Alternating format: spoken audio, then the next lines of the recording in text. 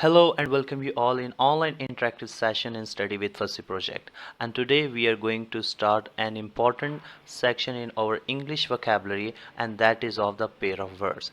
Why we use pair of words in our English language?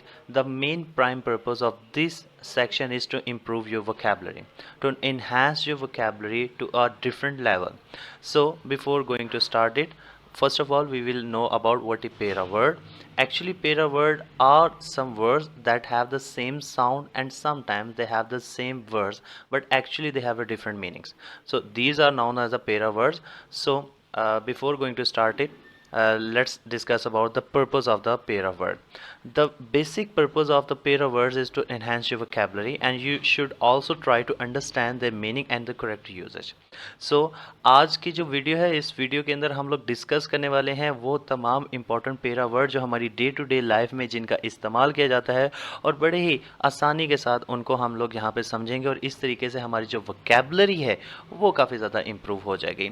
तो सबसे पहले इस वीडियो को मैंने मुख्तलिफ सेक्शंस में डिवाइड कर रखा है, और आज की जो वीडियो है इस वीडियो में हम लोग 1 से लेके 20 तक पेरा वर्ड्स को डिस्कस करेंगे।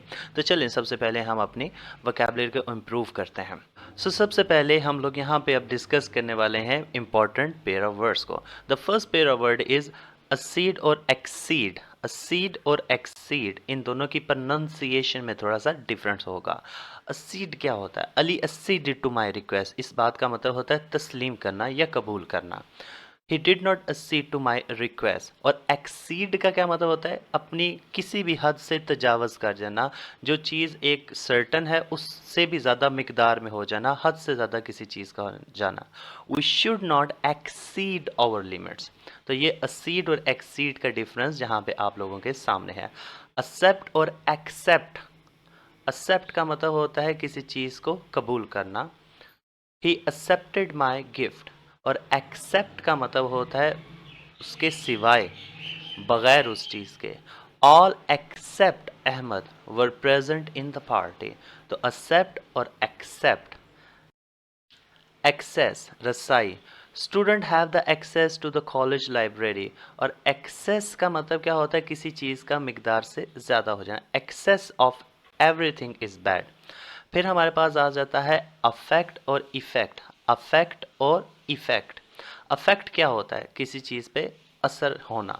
The disease affected his health. और इफ़ेक्ट का क्या मतलब होता है? My advice has no effect on him. इनकी प्रोनाउंसिएशन पे ध्यान देंगे तो ये आपके लिए ईजी हो जाएगा। एडिशन और एडिशन में क्या डिफरेंस है? एडिशन जो होता है वो क्या होता है? The car is new addition in my house, किसी चीज़ का इजाफा होना। और एडिशन क्या होता है? कि जो किताब की अशात होती है, जो किताब के जो नंबरिंग होती है, जैसे कि this is the second edition of the book. ठीक है। एडमिट और कन्फेस में क्या डिफरेंस? एडमिट का मतलब होता है किसी चीज़ को तस्लीम कर लेना। Atif admitted his mistake. Atif admitted his mistake. और कन्फेस का क्या मतलब होता है? कन्फेस का मतलब होता है अपनी गलती को मान लेना या अपनी गलती का इतराफ़ कर लेना। Naveed confessed that he is the killer. तो उसने इस बात का एतराफ़ किया कि वही हकीकी तौर पे कातिल है। Next is very tricky, that is advise और advice. Advise and advice. Advise, advice is basically a verb. ये वर्ब के तौर पे इस्तेमाल होगा। इसका मतलब होता है नसीहत करना। My father advised me to work hard. My father advised me to work hard. Advice, it is known as noun. इसका मतलब होता है नसीहत। He did not act upon my advice. Next one is accident और incident. Accident, incident. Accident mean हादसा। Road accidents are increasing now a days. Incident, incident का मतलब होता है वाक़या। This incident has changed his life. This incident has changed his life. On the ninth one, we have the pair of words allusion, illusion. Allusion, illusion. Allusion mean हवाला देना, reference देना किसी को।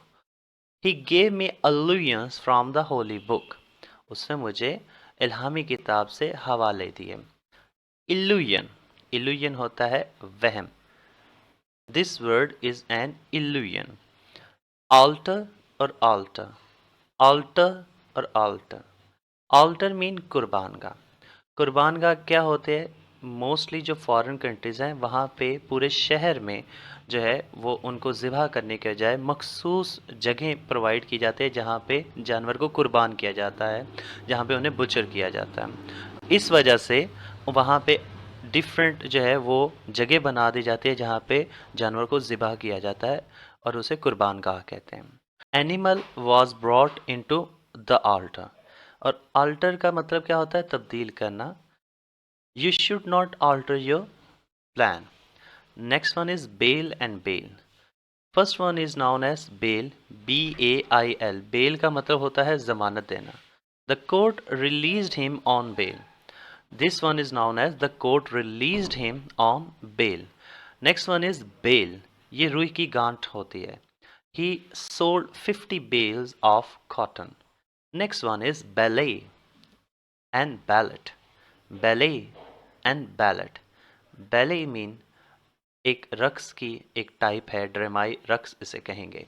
We enjoyed the ballet performance at dance academy. Ballot mean खुफिया vote. He was elected by ballot. Next one is birth and birth. Birth and birth. Birth mean train की जो birth होती है. He reserved a berth in the train. Birth. Birth का मतलब होता है पैदाइश. What is your date of birth? My date of birth is 5 January.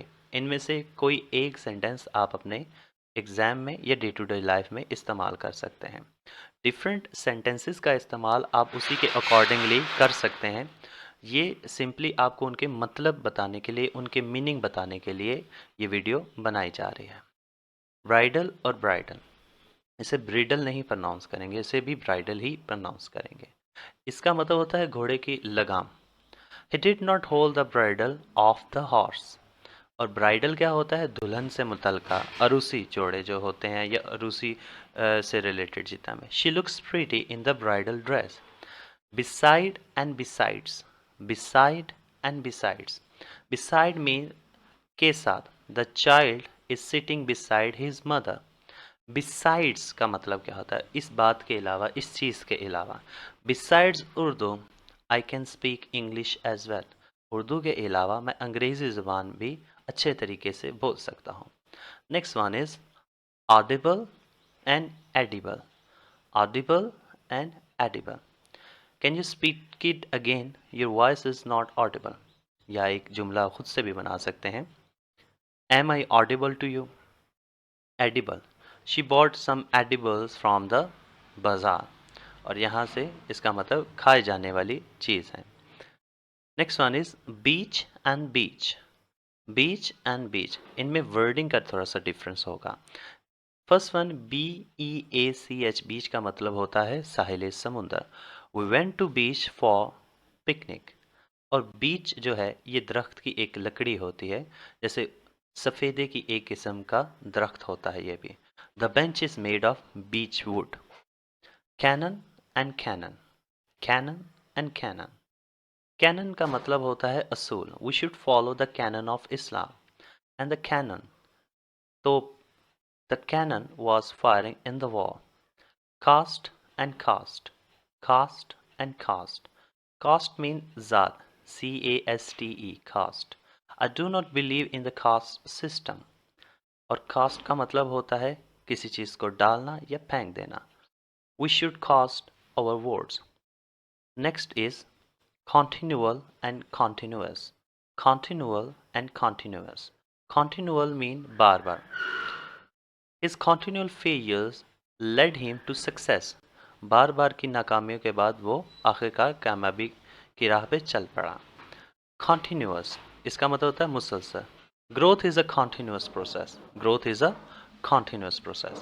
So I hope ये पेरा वर्ड्स आप सबको बहुत अच्छे तरीके से समझ आ गए होंगे. और अगर आपको ये वीडियो अच्छी लगी हो तो kindly like, share and subscribe to our video for further more videos.